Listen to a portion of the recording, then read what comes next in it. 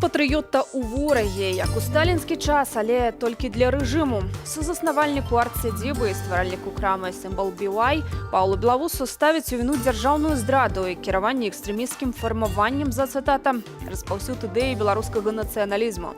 Матэрыялы справы паводле 4 крымінальных артыкулаў перадалі пракурору для накіравання ў суд. Гэта студыя «Белсад», з вами Юлія Лабанова, і цягам бліжэйшай гадзіны разам з экспертамі абмяркуем важнейшае за дзень. Каб трансляцыю пабачыла яшчэ больш гледачоў, пастаўце пад ёй лайк.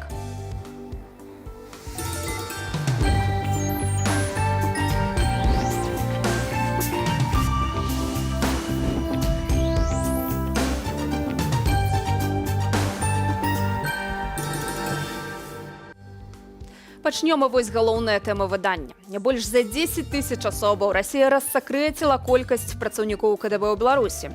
Навошта такі штат і чым яны займаюцца, ахоўваюць дзяржаўнай бяспекі ці рэжыму Лукашэнкі? Чарговая смерць у турме. Руслан Карчаулі пайшоў жыцця праз пнеўманію, якую своечасова не выявілі. Як змяніць сітуацыю з медычнай дапамогай за кратамі? У Менску ў закрытым рэжыме распачаўся так званы суд у справе Тутбай. Генеральны дырэктар холдынгу Людміле Чэкіна і галоўны рэдактарцы інфармацыйнага парталу Марыне Золатавай пагражае да 12 гадоў зняволення. Калі пачаліся пратэсты, калі быў каранавірус, калі адбываліся затрыманні, Тутбай, як і все іншыя незалежныя медыа, былі на месцы падзеяў.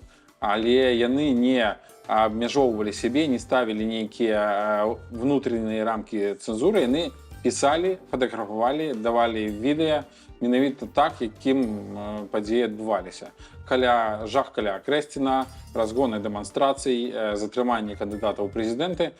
Безумоўна, гэта вельмі бянтэжыла ўладу, калі беларусы могуць без всялякіх VPN-аў, без всялякіх забаронаў кожны дзень даведвацца сапраўдную інфармацыю.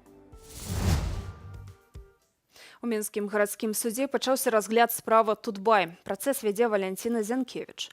Суддзя генеральнага дырэктара Тутбай медыа судзяць генеральнага дырэктара Тутбай медыа Людміла Чэкіну, галоўнага рэдактара Марыну Золатаву, журналістку Вольгу Лойка і Алену Талкачову, юрыскансультантку Кацярыну Ткачэнка. На лаве падсудных толькі Золатава і Чэкіна, астатніх фігурантаў судзяць завочна, яны знаходзяцца за мяжою. З нагоды пачатку суда рэдакцыя парталу «Зеркала», створанага журналістамі Тутбай, выступіла са зваротам, адзначыўшы, што для многіх працаўнікоў справа Тутбаю асабістая, бо абвінавачаныя калегі і сябры. Для нашай краіны Тутбай быў без перабольшання вялікім праектам. Незалежна ад грошай дзяржавы, у разліку толькі на сябе ён змог зрабіцца месцам, з якога свой дзень пачыналі мільёны беларусаў. Месцам, дзе мы заўсёды маглі знайсці адказы на пытанне пра тое, што насамрэч адбываецца ў краіне. Але рэжым у сучаснай Беларусі выбраў іншую дарогу, гаворыцца ў звароце. І сапраўдныя навіны – галоўны вораг гэтага рэжыму. Таму тыя, хто рабіў гэтыя навіны за кратамі, і тыя, хто хоча іх чытаць, таксама за кратамі. У нас у рэдакцыі няма ніякіх сумневаў у тым, што справа Тутбай сфабрыкаваная ад пачатку і да канца і паўстала толькі таму, што рэжым баіцца журналістаў, баіцца сапраўдных навінаў. Мы лічым, што працаўнікі Тутбай маюць быць вызваленыя ў судовай зале. А яшчэ мы ведаем, што гэтага не адбудзецца, гаворыцца ў звароце, бо разлічваць на справядлівы суд у сучаснай Беларусі не даводзіцца. Толькі палітзняволеных на сённяшні дзень у краіне 1441, нагадваюць аўтары звароту. Беларусь поўным ходам нясецца па дарозе ў альтэрнатыўную рэальнасць, дзе сапраўдныя навіны – зло. І ўлада спрабуе гэтае зло перамагчы. Але мы абяцаем вам рабіць усё, каб ім гэтага не ўдалося. Дзеля калегаў, якіх сёння пачалі судзіць. І дзеля будучыні нашай краіны мы будзем працягваць справу Тутбай і распавядаць, як насамрэч выглядаюць справы ў Беларусі. І ўжо цяпер на сувязі са студыяй намеснік старшыні Беларускай асацыяцыі журналістаў Олег Агеяў. Вітаю вас. Добрый вечер. Ну, вось шмат абвінавачванняў і крымінуюць тут і невыплату падаткаў, і нанясення шкоды нацыянальнай бяспецы, распальванне варожасці. У прынцыпе, артыкулы, якія добра вядомыя і журналістам, і удзельнікам падзеяў 2020 года. Чаму насамрэч судзяць фігурантаў Тутбая? Ну, па-першае, трэба адзначыць, што гэта, безумоўна, палітычна матываваны працэс. Да звычайнага крымінальнага пераследу ён не мае ніякага дачынення. І судзяць, як прагучала ўжо ў перадачы, за тое, што Тутбай незалежным медыа, гэта быў рупар, і ўвогуле по ахвату аўдыторыі беларускай ён медыаэксперты кажуць, што ён не меў аналагаў увогуле ў усходняй Еўропе, каб на краіну існаваў з такім ахватам такое буйное медыа. І, дарэчы, артыкулы, якія ўмяняюць, яны нават аналізаваць іх бессэнсоўна, паколькі палітычна матываваны пераслед ён не працуе па логіке звычайнай крымінальнай справы. Галоўнае, каб быў чалавек, якога трэба пасадзіць, а ўсе тыя, мовна кажучы, навароты ў выглядзе артыкулаў крымінальнага кодекса, гэта неістотна. І, як я і казаў, судзяць іх за журналісцкую дзейнасць, за арганізацыю буйнога медыарэсурса, які карыстаўся павагай вялікай аўдыторыі, і каб закрыць гэты голас, каб пакараць і каб напалохаць астатніх журналістаў, вось, мне здаецца, сэнс справы менавіта ў гэтым. Ну, то бок відавочна, што гэта такі паказальны суд, і тут цікава, чаму ўсё ж такі для ўлады менавіта медыа, менавіта незалежная інфармацыя, якую яны ж забараняюць, перакрываюць доступ да рэсурсаў, чаму гэта такая страшная зброя для ўладаў? Улады гэта рабілі шмат гадоў. Яны заўсёды спрабавалі стварыць манаполію на інфармацыю, каб толькі сродкі дзяржаўнай прапаганды былі ў эфіры з кожнай крыніцы, каб толькі правераная ўладамі інфармацыя трапляла для людзей у Беларусі. І кантроль над буйнымі медыа гэта заўсёды ва ўсіх таталітарных рэжымах першае, з чаго пачынае людзі ва ўладзе пачынаюць ствараць таталітарны рэжым. І Беларусь не выключэнне, калі паглядзець, колькі рэдакцый на сённяшні дзень прызнаны экстрэмісцкімі фарміраваннямі, экстрэмісцкімі арганізацыямі, колькасць журналістаў за кратамі, якіх на сённяшні дзень больш за 30 чалавек, і Беларусь па гэтых лічбах, на жаль, па колькасці насельніцтва знаходзіцца на першых месцах увогуле ў свеце. І той палітычны пераслед, які на ўсе слаі грамадства на сённяшні дзень распаўсюдзіўся, безумоўна, ён закранае і медыасектар. І адзінае, што трэба адзначыць, што на сённяшні дзень ўсё ж такі мы бачым і на прыкладзе Тутбая, якая большая частка рэдакцыі з'ехала і стварае новы медыапрадукт, і большая частка рэдакцыі, якія ў Беларусі прызнаны экстрэмісцкімі фарміраваннямі, яны да гэтага часу працуюць, яны выдаюць контент і ўнутры Беларусі з дапамогай VPN і па-за межамі Беларусі. Контент асноўных медыарэсурсаў ён дасяжны, і гэта безумоўны плюс. Мне падаецца, што дзяржава не здолее увогуле закрыць галасы вольнай прэсы, і у людзей, якія цікавяцца палітыкай, заўсёды будзе магчымасць даведавацца навіны праз незалежныя медыа. Ну, вось акурат сузаснавальнік Тутбай Кірыл Волошын адзначае, што галоўнай праблемай, якая ёсць, з'яўляецца тое, што зняволеныя страчваюць здароўе за кратамі. Вось так, апроч хранічных праблемаў з'яўляецца пагаршэнне зроку. Яны працягваюць падтрымліваць тых, каму пішуць лісты. Так гаворыцца пра Золатаву і Чэкіну. Давайте паслухаем. Настрой у них все время и был, и остается супер бодрый, по крайней мере, на листах он демонстрируется именно так. Вот, они действительно очень сильные, обе женщины, и кроме вот этого мужества и стойкости, они демонстрируют не совсем подходящий ситуации оптимизм, я бы сказал. Поддерживают тех, кому пишут письма. В общем, ведут себя как неверагодные белорусы. Вы згадвалі, што 33 журналісты цяпер за кратамі, і мы ведаем хіба што толькі выпадак Олега Грузіловіча, якога ўдалося вызваліць. Так што увогуле і міжнародныя супольнасці беларусы могуць зрабіць дзеля вызвалення журналістаў. Ведаю, што адбылася ў Страсбуры ў мінулым годзе канферэнцыя, працоўная група па гэтым пытанні медыа, у тым ліку, абмяркоўвалі.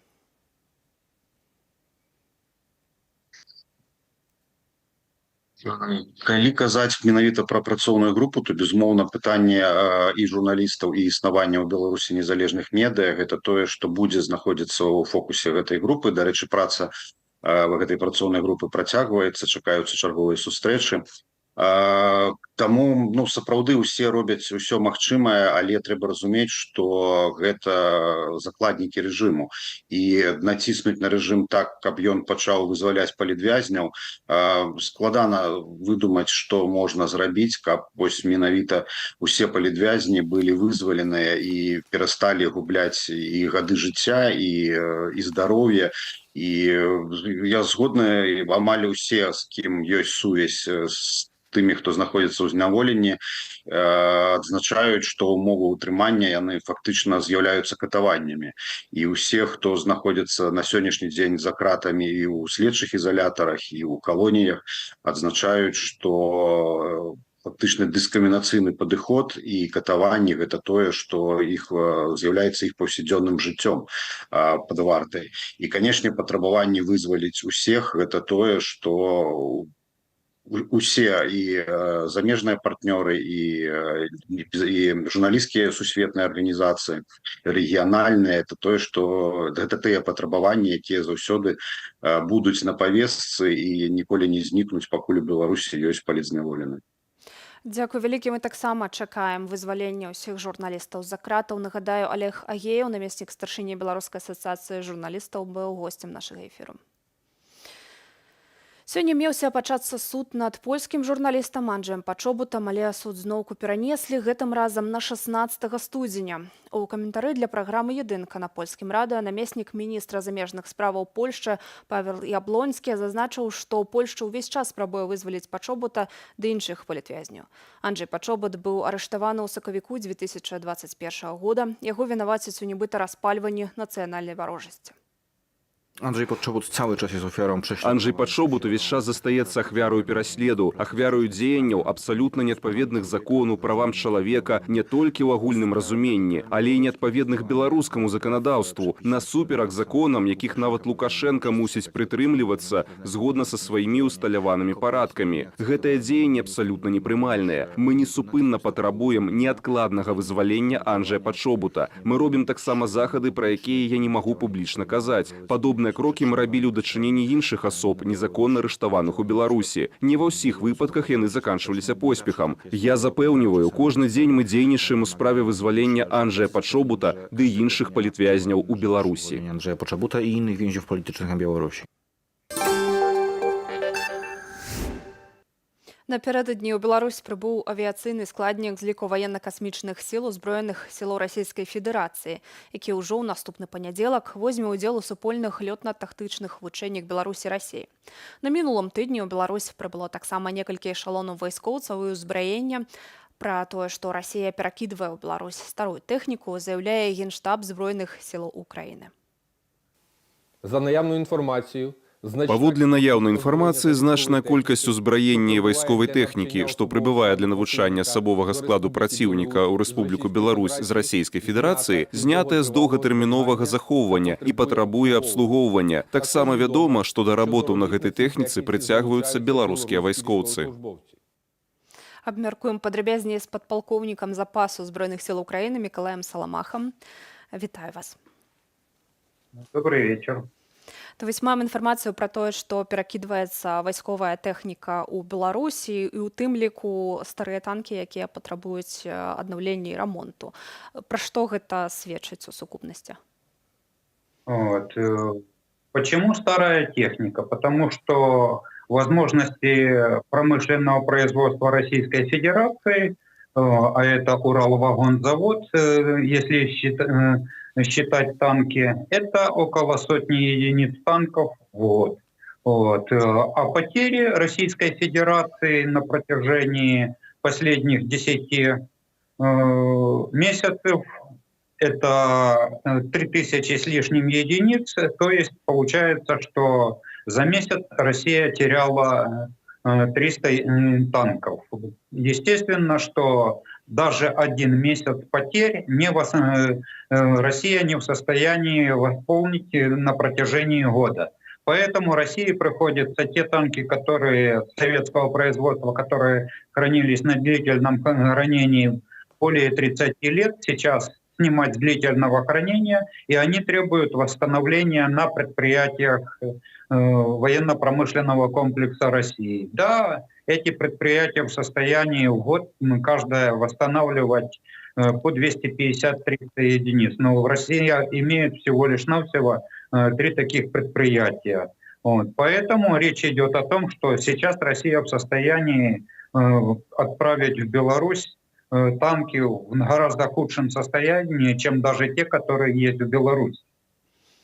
У той жа час была інфармацыя раней пра тое, што каля 500 розных адзінак вайсковай тэхнікі перабрасваліся з Расіі ў Беларусь. У тым ліку гэта былі і знішчальнікі. Лукашенка, паводле вайсковых экспертаў, што Лукашенка можа выставіць каля 10 тысяч сваіх вайскоўцаў, таксама за кошт мабілізацыі падвоіць ці патроіць колькасць гэтых вайскоўцаў, і называлася лічба 9 тысяч расійскіх салдат, якія могуць прыехаць у Беларусь. Вось все гэта разам ці хопіць такіх сілаў для новага наступу на Киев, на вашу думку? Понимаете, для совершения очередной авантюры такого количества, это около 50 тысяч, будет достаточно для того, чтобы провести какое-то успешное наступление хотя бы на одном оперативно-тактическом направлении. Необходимо создавать полноценную армейскую наступательную группировку численностью 70-80 тысяч человек с соответствующим количеством бронетанковой техники. А для этого нужно хотя бы 1000 танков, хотя бы 1500 боевых бронированных машин. Я имею в виду боевые машины пехоты, бронетранспортеры и бронированные машины. Порядка 500 единиц ствольной артиллерии, порядка 200 единиц реактивной артиллерии, то есть реактивных систем залпового огня. И различных типов средств ПВО порядка 200 единиц. Россия и Беларусь вместе взятые сейчас в течение 2-3 месяцев такое количество техники не в состоянии выставить. Да, количество людей можно набрать, но техники нету.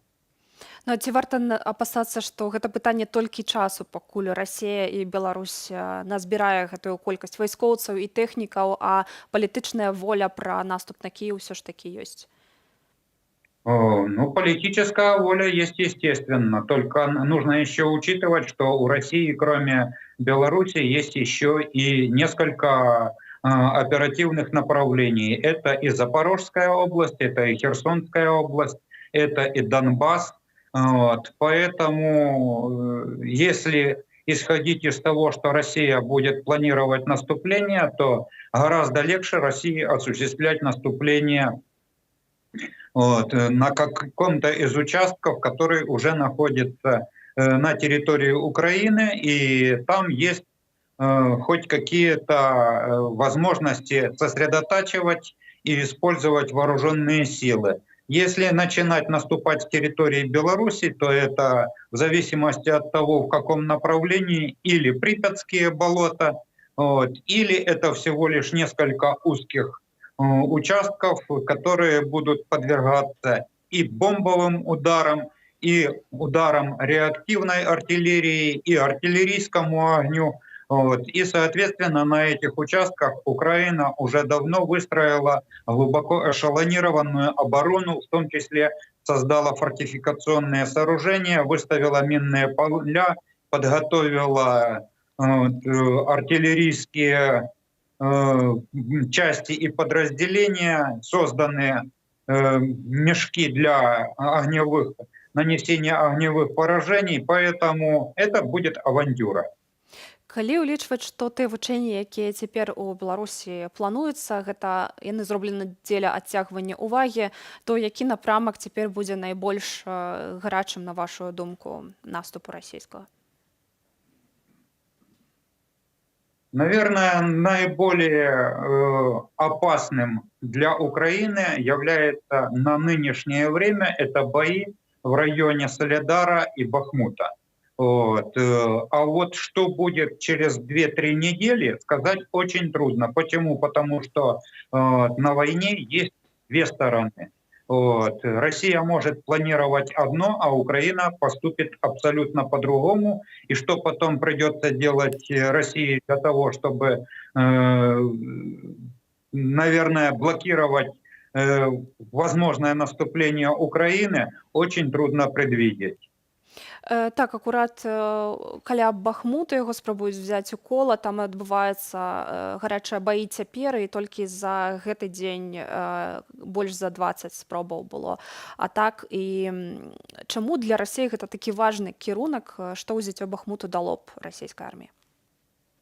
Значит, с оперативно-тактической точки зрения, Бахмут это все-таки транспортный узел, хотя туда уже не ходят поезда, хотя там практически все автомобильные трассы, которые идут из Бахмута, они находятся под многодневными обстрелами и бомбардировками, но оттуда все-таки есть дороги, которые позволяют осуществлять переброску войск не по полям.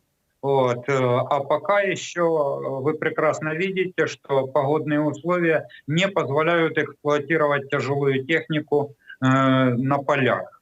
Вот. Поэтому россияне стараются захватить Бахмут, чтобы потом использовать его для продвижения дальше на запад в направлении Славянска. Вот. Что будет происходить дальше? Вот. Исходя из тех событий, которые сейчас происходят, исходя из той перегруппировки, которую производят вооруженные силы Украины, понятно, что взять Бахмут и взять тот же Солидар россиянам придется потерять очень-очень много и живой силы, и техники. Вот. И я думаю, что это практически невозможно. Яшчэ адно пытанне, якое хіба вельмі хвалюе беларусаў цяпер, гэта магчымая мабілізацыя, бо абвяшчалася пра пачатак зверкі дадзеных у ваенкаматах, дасылаліся позвы, былі паведамленні інфармацыйнага характару, але мы так і не пабачылі пакуль што такой маштабнай мабілізацыі ў Беларусі. Як думаеце, ці ёсць падставы ў Лукашэнкі ўсё ж такі чагосьці баяцца і адцягваць гэты момант? Значит, масштабная мобилизация, она требует не только заявлений средств массовой информации, не только уточнения там, приписных карт и прочее. Масштабная мобилизация предполагает наличие необходимых количества комплектов военной формы, необходимого вооружения, а также наличие той материально-технической базы, на которой будет проводиться подготовка мобилизированных и боевое слаживание подразделений и частей. Пока что все эти инфраструктурные объекты военной инфраструктуры заняты вооруженными силами Российской Федерации. Подготовка идет российских частей на территории Беларуси. И если россияне сейчас и дальше будут продолжать мобилизацию и опять направлять часть мобилизированных на территорию Беларуси, то это будет свидетельством того, что Беларусь мобилизацию, если и будет проводить, то очень выборочно, в небольшом количестве, и будет мобилизировать в первую очередь тех, кто еще недавно служил в вооруженных силах, для того, чтобы до минимума сократить их переподготовку. Дзякуй вам вялікі за гэты каментар. Нагадаю, Мікалай Саламаха, падпалкоўнік запасу Збройных сіл Украіны, быў госцем нашага эфіру. Што чуваць ад параненых байцоў палка Каліноўскага, які апошнім часам ваюе на ўскрайках Бахмуту, распавяла камандзір эвакуацыйнай групы «Волат». Паводле дзяўчыны, у апошні дзень мінулага года параненых было 6, а на мінулым тыдні 5. Давайте паслухаем падрабязнасці. 31 декабря и 3 числа, 4 января у нас было 2 крупные операции на окраинах Бахмута. 31 числа у нас было 6 раненых, 2 человека со осколочными ранениями, это бойцы Тор и Дэн, и 4 контуженных разной степени, среди которых я в том числе. На данный момент лечение проходят все бойцы, только в основном это не госпитальное лечение, то есть они получают его от нашей медицинской службы. И только Дэн сейчас находится на лечении у лор-врачей в связи с ранением в области лица. 3-4 числа у нас было 5 раненых. Из них 3 с пулевыми ранениями, 1 с осколочным и 1 с контузией. На данный момент бойцы с пулевыми ранениями находятся в госпитале. 2 из них с ранениями в грудную клетку, 1 с ранением в область шеи. Боец с осколочным ранением также находится в больнице, и боец с контузией у нас находится на боевом задании, потому что он медик, и он, к сожалению, не может сейчас уехать. Одним из бойцов, которые получили ранение 4 числа, был Денис Урбанович с позывной «Волколак». Он очень удачливый, потому что получил ранение в грудную клетку, довольно тяжелое, но при этом сейчас уже в стабильном состоянии и идет на поправку. Остальных бойцов мы не можем назвать, просто потому что это люди, скрывающие свои имена, лица, естественно, их позывные, которые тоже могут что-то значить, мы тоже не озвучиваем. Салідар, які размяшчаецца на поўначы ад Бахмуту ў Донецкай вобласці, напалову разбураны. Праз блізкасць да лініі фронту мясцовыя жыхары ўвесь час трываюць абстрэлы. Эвакуацыя насельніцтва ідзе кожны дзень. Сярод тых, хто выязджае з Салідару, і пенсіянерка Вольга. Яна забрала ў валізкі 2 сваіх котак і праз валанцёрскія цэнтры накіроўваецца ў заходнюю Украіну.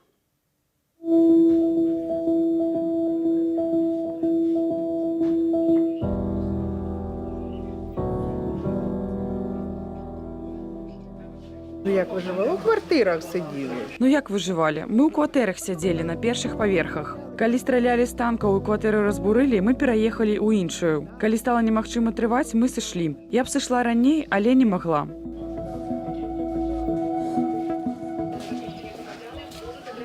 Це всі мої речі. Гэта ўсе мае рэчы. Усё, што я змагла забраць. Що я змогла зібрати. Там 2 мае коткі. Покажіть. Котів? Катоў? Яны спакаваныя, я ж іх не буду лавіць паўсюль.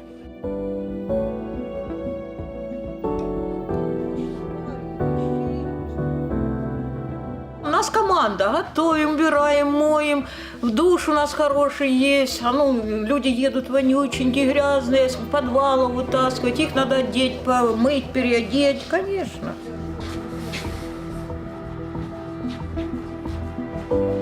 З мая місяць, потіше було, потіше. У траўні стала цішэй. Мы сапраўды маглі хадзіць на вуліцу. Але ўвесь апошні тыдзень мы не маглі выйсці на вуліцу. Усе бегалі, салдаты з аўтаматамі, крычалі. Нема ні одного дома цілого. Ніводнага цэлага дому не засталося. У нас суседнюю вёску Новая Каменка увогуле зраўнялі з зямлёю, а ў Салідары не засталося ніводнага цэлага дому. Кватэры або пагарэлі, або ламаліся напалову.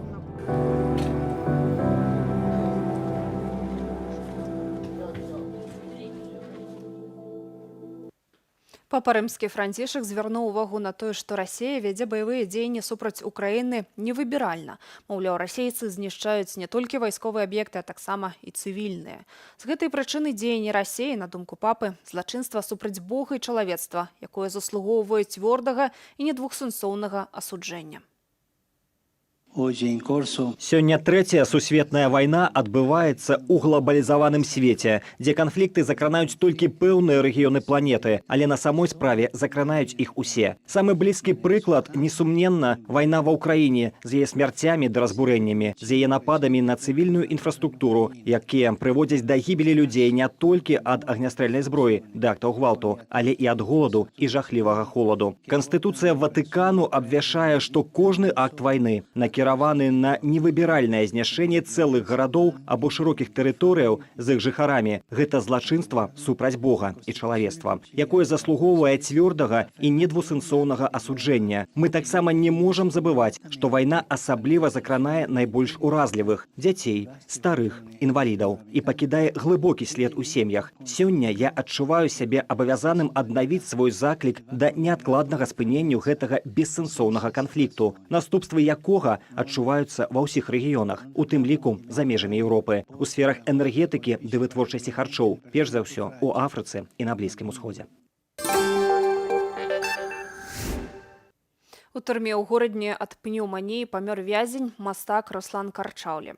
Праваабарончы цэнтр «Вясна» паведамляе пра гэта са спасылкай на градзенскага музыку Александра Дзянісава. Паводле Дзянісава затрымалі мастака за марыхуану і не зрабілі належнага агляду.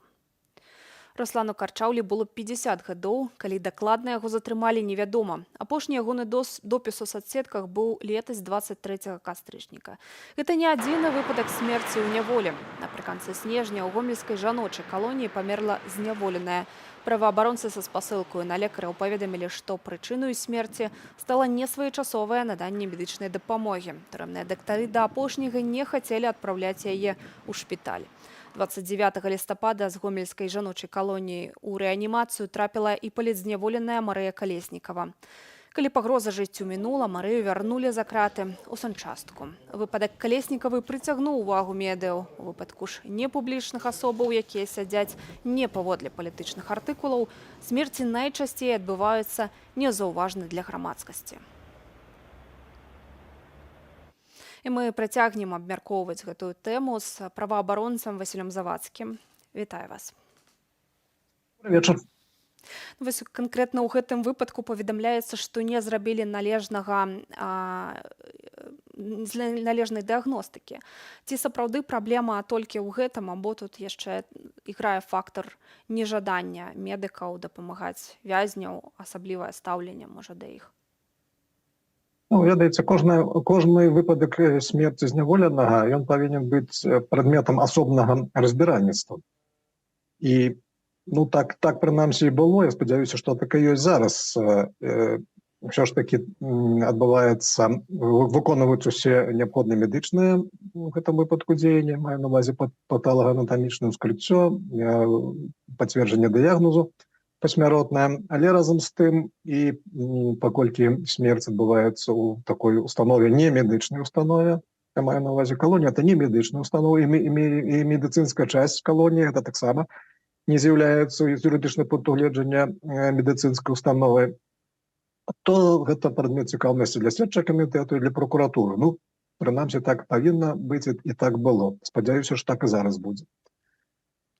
Тут сказаць, конечно, вельмі мала інфармацыі пра тое, што адбылося ў дадзеным выпадку ў гарадзенскай турме, але увогуле магу сказаць, што, канешне, паміраць ад пнеўманіі, узняволенні людзі не павінны.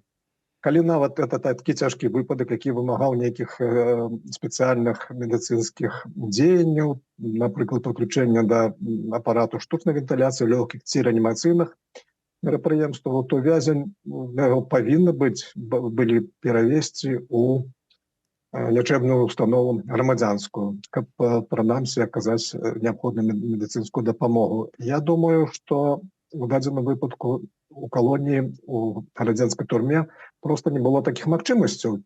Магчыма, не звярнулі належнай увагі. Тут складана казаць, не ведаючы ўсіх акалічнасцей. Тым не менш, таксама ў гомельскай папраўчай калоніі мелі выпадак, калі жанчына памерла, бо ёй своечасова не выклікалі хуткую і не адвезлі ў шпіталь. Ці ёсць нейкія інструкцыі, як дзейнічаць медычным лекарам у гэтай сітуацыі, калі выпадкі, калі неадкладна варта выклікаць хуткую, яны гэта ігнаруюць, магчыма? Ведаеце, і гэта добра, інструкцыя аднолькавая, што ў грамадзянскай аховы здароўя, што ў пенітэнцыярнай, калі стан дадзеным выпадку зняволенага хворага вымагае хуткай медыцынскай дапамогі, то павінна быць выклікана хуткая дапамога, калі такая неабходная дапамога не можа быць аказана ва ўстанове. Увогуле, канешне, смерти. Люди помирают. У зняволення знаходяцца і людзі сталага ўзросту, і старыя людзі, і хварэюць цяжкімі хваробамі. Але хацеў бы сказаць, што, канешне, калі выключыць раптоўныя смерці, якія, на жаль, бываюць, скажем так, заўсёды, то і практыка, і інструктыўна-метадычныя дакументы заканадаўства прадугледжваюць тое, што людзі, напрыклад, хворыя на цяжкія хранічныя захворванні, такія, якія пагражаюць жыццю, яны могуць быць вызвалены з месца пазбаўлення волі па стане здароўя. І яшчэ раз паўтару, што ўвогуле, канешне, смерць у месцах пазбаўлення волі, яны павінны быць адзінкавымі, і кожны такі выпадак павінен канкрэтна разбірацца і вызначацца з вызначэннем, ці можна было пазбегнуць, і як яго можна было пазбегнуць, што зроблена не так, а што правільна, а што не так. Ну і варта адзначыць, што гэта выпадкі сапраўды не палітычна матываваныя, калі як над палітвязнямі папросту часам здзекаюцца, не аказваючы медычнай дапамогі. А ці пры такіх сітуацыях ёсць магчымасць, наколькі проста дамагацца таго, каб перавялі чалавека пад хатні арышт, вызвалілі з турэмнага перабывання па стану здароўя? Я ўжо казаў пра тое, што існуе дакумент юрыдычны, гэта інструкцыя. Я зараз даслоўна не скажу назву, але аб наяўнасці хвароб, пры якіх зняволены можа быць прадстаўлены на камісію, на суд, прыкладней, і можа быць вызвалены па стане здароўя. Там існуе канкрэтны пералік захворванняў, яны, на жаль, усе вельмі цяжкія, але тым не менш такое існуе, і працэдура дастаткова працяглая, каб пацвердзіць, паставіць такі дыягназ, але тым не менш гэта робіцца. І, напрыклад, калі я працаваў у медычнай службе дэпартамента выканання пакаранняў, недзе штогод больш як 100 чалавек па такіх падставах вызвалялі суды. Суды не заўсёды ідуць насустрач, на жаль, медыкам, і не заўсёды нават пры наяўнасці такой цяжкой хваробы дазваляюць, але гэта суддзі тады бяруць на сябе такую адказнасць, я б сказаў, медыкі робяць все, што могуць. І на маёй практыцы былі выпадкі, калі некалькі разоў прадстаўлялі людзей, бо маюць месца такія хваробы, которые цягнуцца доўга, і медыкі мы некалькі разоў прадстаўлялі, і ўрэшце рэшт бывало, што суды згаджались. Вось такая сітуацыя. Дзякуй вам вялікі за ваш каментар. Нагадаю, праваабаронца Васіль Завадскі быў госцем эфіру. Палітвязень Сергей Шелест, былы працаўнік Гродна-Азот. За кратамі ён з верасня 2021-го. Сергей Шелест – фігурант справы рабочага руху, разгляд якой пачаўся летась 9 лістапада ў Гомельскім абласным судзе. Вінавацяць Сергея, як і 9 іншых палітычных фігурантаў, у здрадзе дзяржаве, а таксама у паклёпе і ўтварэнні экстрэмісцкага фармавання. Усе фігуранты не прызналі віну і адмовіліся даваць паказанні. Сергей Шелест – герой сённяшняй рубрыкі «Жыве».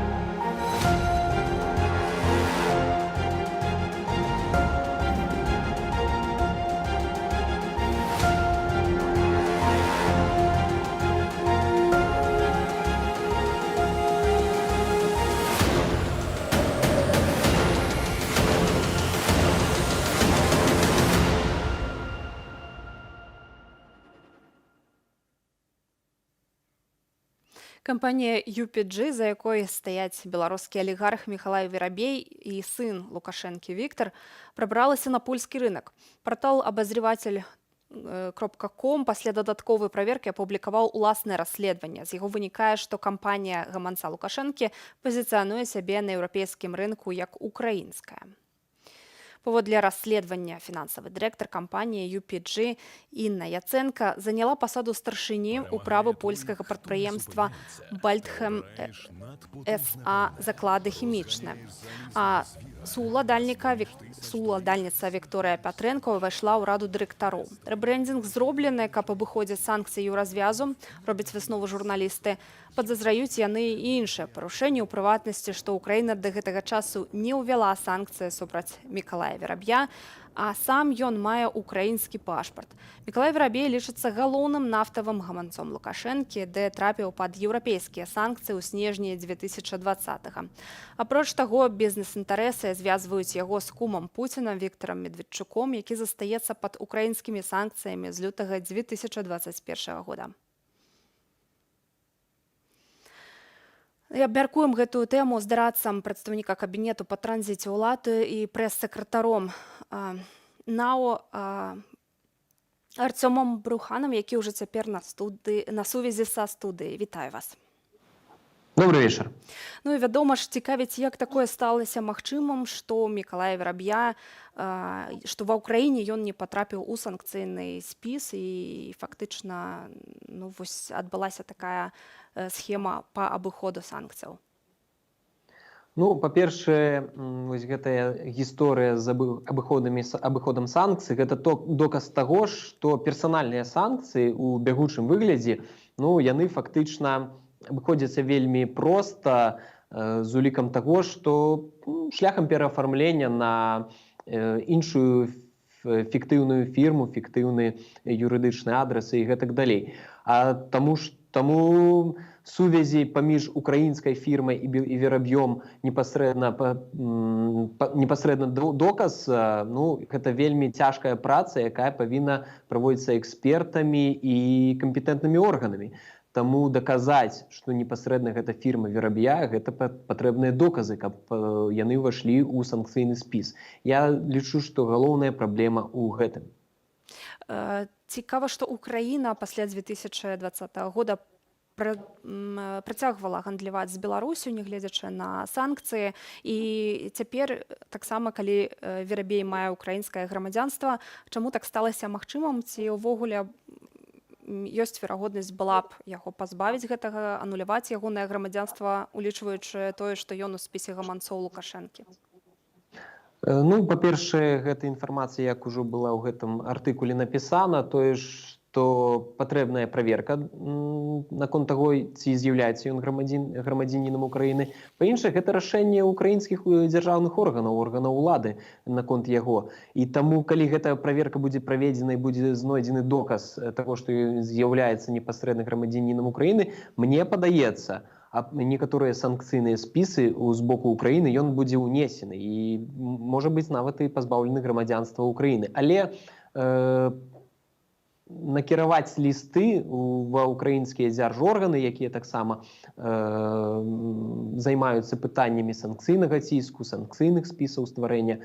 Ну, гэта таксама частка працы прадстаўніцтва па транзіце ўлады, таму нашы эксперты, эканамічныя службы будуць таксама працаваць над гэтым, але таксама нам патрэбна дапамога журналістаў, якія займаюцца расследаваннем вось такіх гісторый, вось такіх спроб абысці санкцый. Таму толькі ў комплексе гэтая праца можа даць нейкі вынік па ўнясенню ў спісы санкцыйныя. І таксама мы ж разумеем, што вось тая група, той дэпартамент, які быў створаны пры офісе прэзідэнта Украіны Зеленскага, які займаецца непасрэдна і санкцыйнымі спісамі, мы ведаем, што і расійскія алігархі спрабуюць абысці. Таксама яны не, ну, так бы мовіць, не усе здольныя. Ну, вось адзін факт, прынамсі, пераафармлення кампаніі мы бачым ужо з публікацыі абазревателя. І ці будуць нейкія крокі зробленыя ў той жа самай Польшчы, куды прабралася гэтая фірма, ці мае нейкі намер народнае антыкрызіснае ўправленне, што плануеце зрабіць? Да, ну, пра гэты кейс, так бы мовіць, нам стала вядома, і зараз рыхтуюцца адпаведныя лісты па першую чаргу у МЗС Польшы, таму як сам Верабей знаходіцца ў санкцыях, у спісе санкцыяў Еўрапейскага звязу, і каб не было магчымасці абыходзіць гэтыя санкцыйныя спісы, праводзіцца вось гэтая праца па ўдакладненні магчымасці абыходзіць гэтыя санкцыі. Але таксама мы бачым Адно з пытанняў, якое патрэбна абмеркаваць, гэта стварэнне нейкага дэпартаменту ў Еўрапейскім Саюзе, які непасрэдна займаўся бы гэтым абыходам санкцый, так бы мовіць, займаўся другаснымі санкцыямі, інстытуцыяй, інструментам другасных санкцый. У ЗША, напрыклад, гэты інструмент працуе, ёсць непасрэдна дэпартамент, які гэтым займаецца. У Еўрапейскім Саюзе гэтага няма. І таму, вось, напрыклад, наша каманда зараз і падрыхтоўвае ліст. Гэта ж не проста ліст, што вось мы ведаем такі артыкул, дзе напісана, што ёсць абыход санкцый вось гэтай кампаніі. Патрэбныя доказы. А вось гэтыя доказы, сабраць, гэта праца. Ці ёсць палітычная воля на стварэнне такой камісіі, на вашу думку, і колькі часу гэта можа заняць, бо сапраўды нават расследаванні журналісцкія, яны патрабуюць праверкі. Так, аб гэтым і размова. Так, палітычнай волі, на дадзены момант з боку Еўрапейскага Саюзу я бы не мог казаць, што ёсць палітычная воля. Разумеюць, што пытанне ёсць, што гэтая праблема ёсць, таму што абыход і расійскімі алігархамі санкцый. Але галоўнае, калі б нават ёсць палітычная воля, гэта дастаткова доўгі час стварэння такога дэпартамента, такой камісіі. Але ў кожнай краіне ёсць свае адпаведныя органы, якія займаюцца кантролем абыхода санкцый. І вось гэтымі органамі таксама мы плануем працаваць, наладзіць нейкую супрацу, каб пазбегнуць вось гэтай сітуацыі, пакуль не створаны, напрыклад, такі дэпартамент. Дзякуй вялікі. Артём Брухан, дарадца прадстаўніка кабінета па транзіце ўлады і прэс-сакратар Народнага антыкрызіснага ўпраўлення, быў з намі ў жывым эфіры. Стала вядома колькасць штату камітэту дзяржаўнай бяспекі, якая па сутнасці ёсць засакрэчанай інфармацыяй. 10 000 чалавек. Такую лічбу назваў штоквартальны часопіс службы знешняй разведкі Расіі. Паводле інфармацыі часопісу «Разведчык», КДБ Беларусі ўвесь час пашырае свае замежныя сувязі. Маўляў, на пачатак 2022 года падтрымліваўся кантакт з 46 замежнымі спецслужбамі. Таксама аўтар артыкула апавядае, што асноўнае падраздзяленне КДБ Беларусі – управленне контрвыведкі, замежнай разведкі, барацьбы з карупцыяй і арганізаванай злачыннасцю, барацьбы з тэрарызмам і экстрэмізмам, а таксама управленне міжнароднага супрацоўніцтва і 6 тэрытарыяльных падраздзяленняў. Артыкул у часопісе «Разведчык» паведамляе, што КДБ Беларусі і службу вонкавай разведкі Расіі звязвае не толькі савецкая гісторыя, агульныя карані, але і цеснае плённае супрацоўніцтва, якое не перапынялася цягам апошніх гадоў. Варта адзначыць, што зносіны з партнёрамі з Беларусі маюць высокую ступень даверу, не абмяжоўваюцца фармальнымі рамкамі і падтрымліваюцца нават паміж ветэранскімі арганізацыямі дзвюх краінаў. Так, у верасні 2022 года на запрашэнне КДБ Рэспублікі Беларусь Менск наведала дэлегацыя супрацоўнікаў і ветэранаў службы знешняй разведкі для арганізацыі выставы «Нябачны фронт. Знешняя разведка ў гады Вялікай айчыннай вайны», якая выклікала жывы водгук у наведнікаў. Улічваючы назапашаны пазітыўны вопыт двухбаковага ўзаемадзеяння, можна з упэўненасцю казаць аб тым, што ў перспектыве працоўныя сувязі паміж СЗР Расіі і КДБ Рэспублікі Беларусь будуць пашырацца, спрыяючы ўмацаванню саюзнай дзяржавы, што цалкам адпавядае інтарэсам бяспечнага і ўстойлівага развіцця Расіі і Беларусі. І мы працягнем гэтую тэму з Вячеславам Сіўчыкам, прадстаўніком руху «Салідарнасці разам», які ўжо цяпер са мной у студыі. Вітаю вас. Добрый вечер. На вашу думку, ці не гучыць гэта крышачку дзіўна, што вось так Расія ўзяла і выдала у часопісе колькасць штату беларускае КДБ, які лічба была закрэчанай, так? Ці для чаго гэта робіцца? Ці гэта не спроба проста запужаць? Вы ведаеце, в принципе, нічога дзіўнага в гэтай лічбе няма, таму што і сам Лукашенко калісьці агучваў большыя лічбы наконт колькасць супрацоўнікаў КГБ в Беларусі. Бо это КГБ, ніякай дзяржаўнай беспекай яны не займаюцца. Чаму менавіта цяпер расіяне гэта зрабілі? Могуць быць розныя варыянты. Во всякім разе, нічого добрага яны не хацелі паказаць, зразумела, бо я ніколі не забуду, як калі рух «Салідарнасці разам» в Киеве з дапамогай УССД, Украинской студии стратегических исследований, проводил мероприятие, присвященное гибридной войне Российской Федерации против Беларуси. Там выступал былый первый наместник СБУ Виктор Ягун. які, калі яшчэ был в СБУ, прыязджаў неаднойчы ў Менск. І, в прынцыпе, можете паглядзець, это ёсць на Ютубу. Ён, калі прыязджаў в Менск, он просто забаранялі на Камсамольскай заходзіць на один паверх, бо там был цалкам ФСБ. КГБ Республики Беларусь – это передовый отдел российского империализма. Вот. На великий жаль, тая злочинная система ЧК, ГПУ, НКВД, МГБ, КГБ, якая знішала беларусаў, яна і цяпер занята тым, каб знішаць людзей в Беларусі. На великий жаль, это самое страшное, бо это чисто террористичная организация. Яна такой была и при СССР, а цяпер, в часы вот змрочнай Лукашэнкі, на іх зноў навесілі тыя функцыі, якія яны выконвалі, калі абаранялі камуністаў. Вы ўжо адзначылі пра сувязь з ФСБ, то ці можна тады такім чынам лічыць, што ўсё, што адбываецца, той ціск, які і рэпрэсіі, іх маштаб, які адбываецца цяпер, гэта ўсё з падачы Крамля? Гэта не толькі з падачы Крамля. Я просто хотел бы звярнуць увагу, што выйгралі ад апошняга выбарчага фарсу 2020 года менавіта Российская Федерация, ну и шеф-косно КНР, того, что отбывалось в Беларуси. И, натурально, без того сценара, який был прокручен в 2020 году, то немагчыма была б нават вот эта широкомасштабная война в Украине после 24 лютого 2022 года, потому что абсолютно необходимо было для Москвы зачистить Беларусь.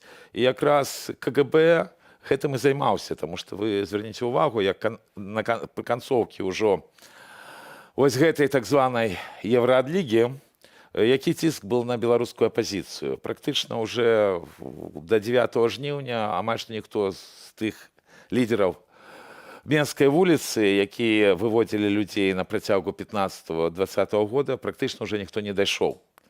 Пры гэтым я некаторыя кампаніі, якія праводзіліся антилукашэнкаўскія, таксама звязваю з КГБ Республики Беларусь.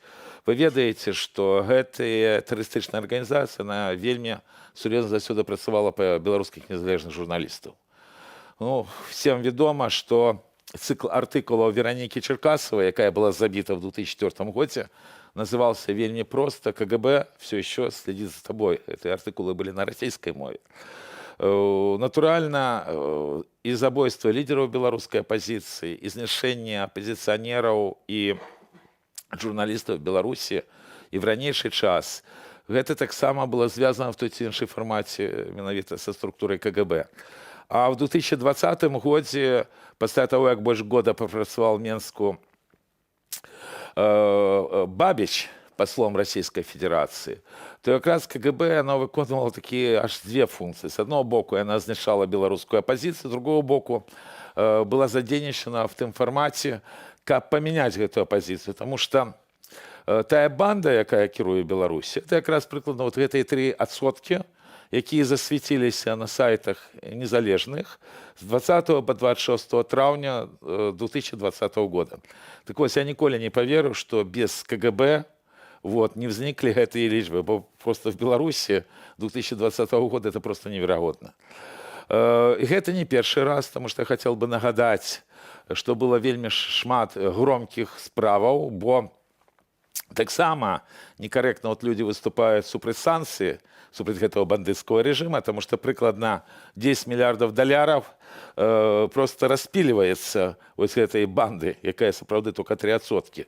И там розное бывает. Я хотел бы нагадать, что еще в ліпені 2007 года был сбитый вшэнт в Могилеве кіраўнік державного контроля Зенон Ломаць, и нават в конце года судили офицеров КГБ. Вось, ясно, что они выконывали загад, лишь их зрабілі крайними и посадили. И они были апрануты в форме милиции. И зноў-таки это показывает, что отбывается внутри этой банды. Бо и ресурсов, и грошей, натурально, в банде ніколі не хапае. И еще один вот момент, связанный с 2020 годом. Для меня таксама одна из самых серьезных справ. Тут уже КГБ працаваў чисто на баку Лукашэнкі. Гэта калі один з былых кіраўнікоў службы бяспекі Лукашэнкі, службы аховы Лукашэнкі, так, вось, атрымаў 12 гадоў Там была громкая справа, где были завязаны и державные силовики, были завязаны и силовики лукашэнкаўскія, и банкиры. И он атрымаў, калі не памыляюсь, 12 годов.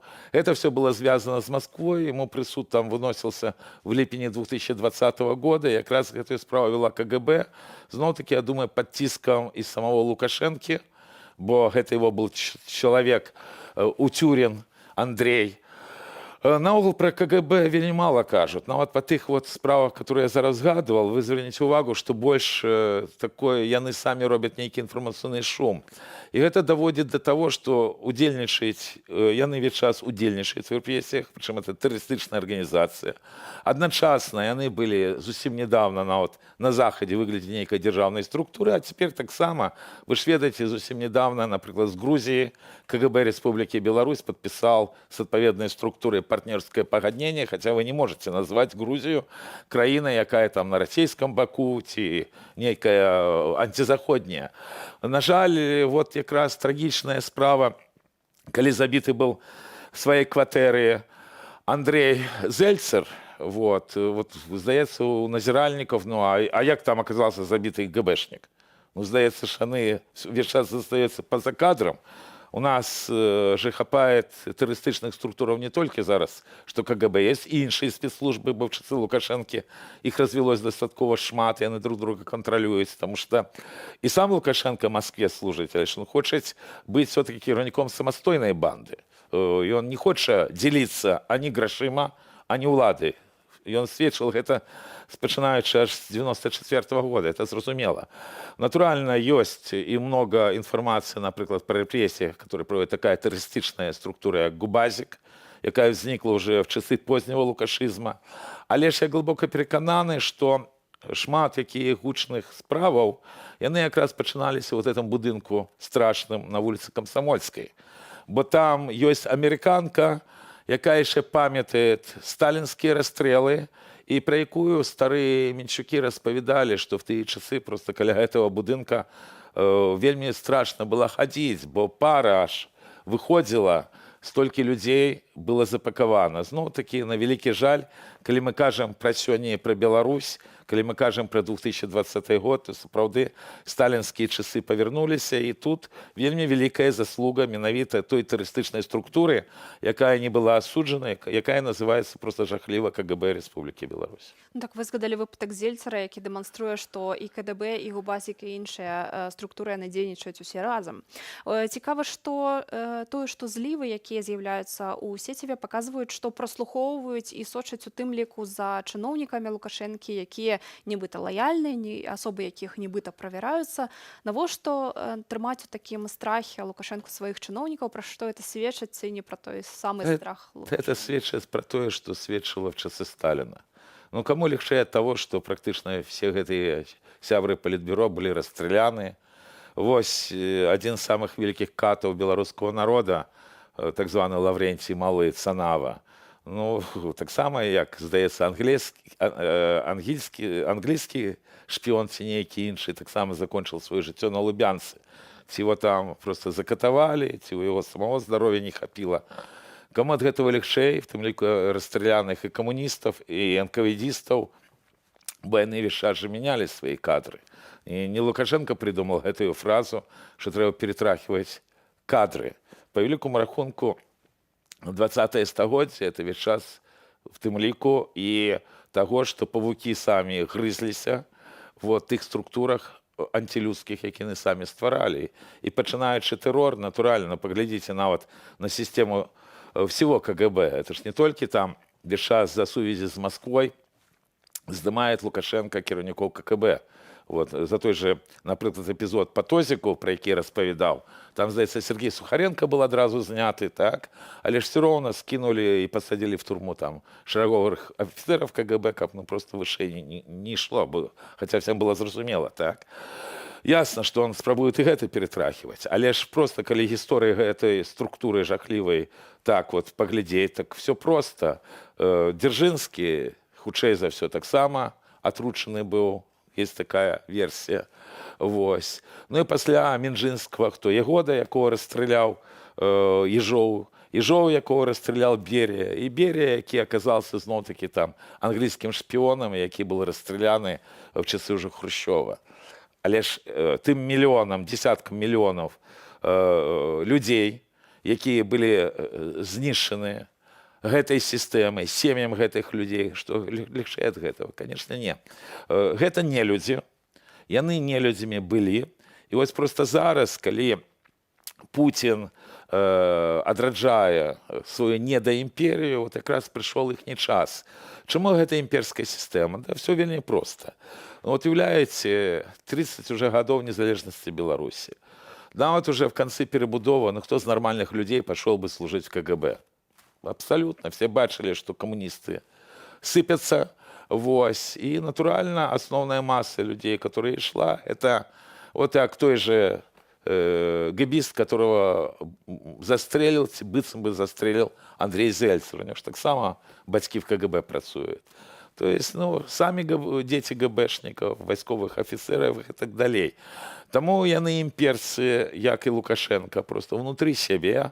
І по великому рахунку просто страшная сёння ситуація в Беларусі, і менавіта тым, што гэтая антилюдская сістэма, яна заўсёды цалкам і падкрэслена была антыбеларускай.